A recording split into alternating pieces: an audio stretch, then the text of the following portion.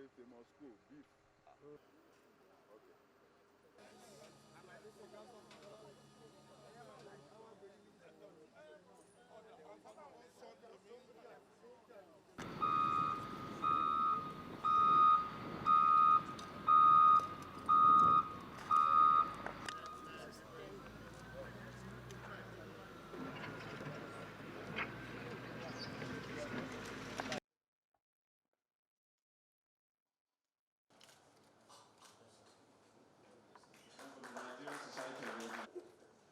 The governor is also an engineer, so you understand.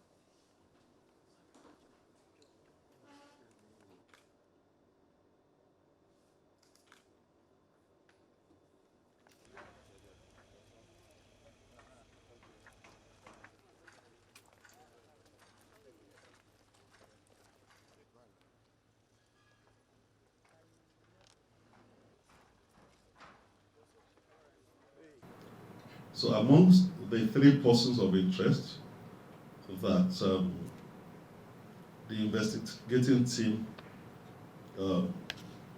can prosecute now as those people that were in occupation of that house as of the time the incident happened, and based on the findings deducted from their interrogation and the investigation that was carried out. It is still an ongoing process. Some persons of interest weren't there when the incident happened, and they were believed to have fled. The state, and of course, through the necessary mechanism, is going after them. The state is aware that Mali, where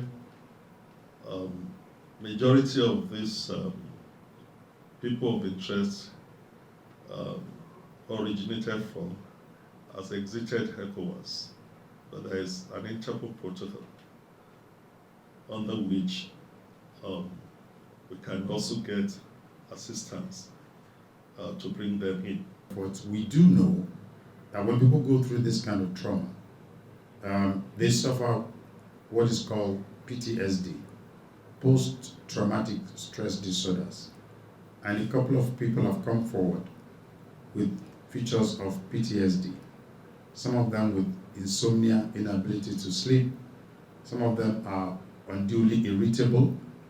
Some of them are very agitated.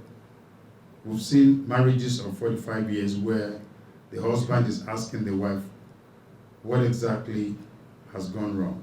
And the wife is wondering, why has my husband, who has been so loving, suddenly become unapproachable? And some of them are broken down into tears spontaneously. Some have also become depressed, exhibited features of depression. All of these are clinical features of post-traumatic stress disorders. And we have the clinical psychologist in UCH, led by Mrs. Fumi Olowa, arranging to see all of these people, both by telephone conversation and also visiting them in their various hospitals, various homes, and some in the hotels where they have been lodged. The second disease that has come up of public interest is that some of the residents within and outside of the epicenter have come to the EOC to complain of respiratory problems, difficulty with breathing. In summary, I want you to know that we've visited 282 houses, and of all the 282 houses, only 4 are actually dangerous and cannot be easily repaired. The rest of the houses can be repaired, and people can move back in to those houses. We have roofs that have problems, glass broken, doors removed, and all of those kind of things. But all those can be repaired. But there are 4 houses that we're looking at and considering for complete demolition.